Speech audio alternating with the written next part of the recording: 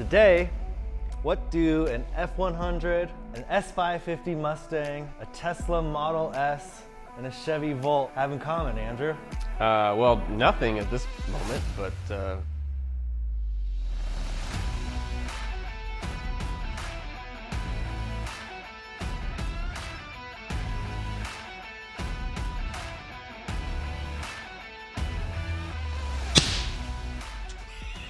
All right, welcome back to another episode of our F100 Tesla build. Before we get started, 74% of you people watching this are not subscribed to our channel, so if you haven't already, please subscribe our channel and follow along on this build. So everyone's asking about the 30-minute battery charging times, the autopilot, the display screen. How are we gonna make all that work, Andrew? Everyone can't wait. I mean, we're just gonna go buy a Tesla. Wait, we can afford a Tesla? Okay.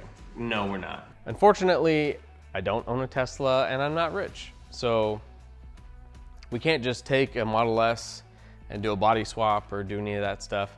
And on top of that, Tesla doesn't allow that type of, they shut down a lot of the features in the Teslas, even if they're wrecked and not gone through Tesla to do. So, you can't do the supercharging. There's lots of things, but none of that really matters because we don't care about any of that. The only thing we care about is that drive unit.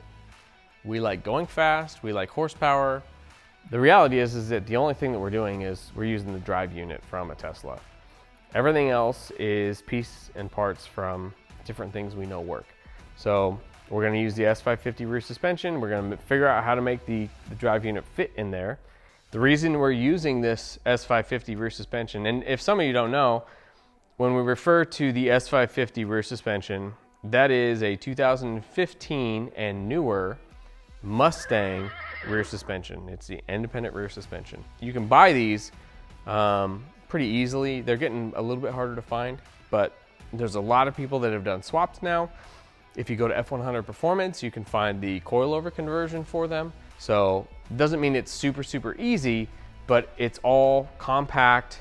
Everything's figured out. It works well. It's strong. It's a good setup, and you can get the whole thing for a pretty reasonable amount of money. The other thing I get asked a lot is, are you using Tesla batteries? And when people see the second video and they see that no, we're using these Chevy Volt batteries, they wonder why we're not using Tesla batteries. And I would like to use Tesla batteries. However, I'm kind of broke at the moment from buying all this other stuff that's kind of expensive. So the reality is that these Volt battery packs, even though we have 2 of them, they still cost less than half of what the full Tesla battery packs would cost us. What Andrew's trying to say is that we don't actually have that much money. We're just trying to make this thing work. Yeah. If anybody wants to donate to the cause, I would be happy to move these aside and bring in your nice, fresh Tesla Model S battery packs, and we will install them perfectly into this truck that we'll do lots of burnouts and race lots of cool races in. And we'll even put a sticker or something on the back for you if you want. So we're using 2 of the Gen 2 packs, and that allows us to put them in parallel and then give us a little bit more range. We'll probably end up somewhere around the 80 to 90 mile range with the 2 complete Volt Gen 2 packs. But the nice thing about these is that there are essentially 3 batteries in here. The only thing that really connects them are the main battery cables and the coolant lines. What that allows us to do is we'll break up the battery packs and we'll put them where we want to get the weight bias the way we want.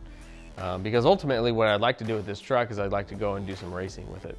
And so autocross and road racing, things like that, one of the biggest limitations with a truck is the weight balance. So being that we can take the battery packs and put them wherever we want, we're gonna go ahead and try and get somewhere close to about a 50-50 weight balance. So with the Crown Victoria front suspension, the S550 rear suspension, the battery packs put in strategic places to get a really balanced weight transfer, where the weight is very balanced throughout the truck. And then the electric drive unit, it should be a pretty fun truck. What are we gonna name this truck, Andrew? I don't know. We got a couple names that we're thinking, But that's a good opportunity for anyone watching this right now. If you have any ideas on what we should name this truck, go ahead and write them in the comments, and maybe we'll pick yours. probably Maybe not. Either way, that's our game plan for now. If you liked it, please go ahead and subscribe to our channel and follow along with the build. And hopefully we don't kill ourselves during this. Yeah, I think it's pretty easy. I mean, 380 volts is... It's not the volts I'm worried about. Wow, that's the voltage that gets in, and then the amperage takes over.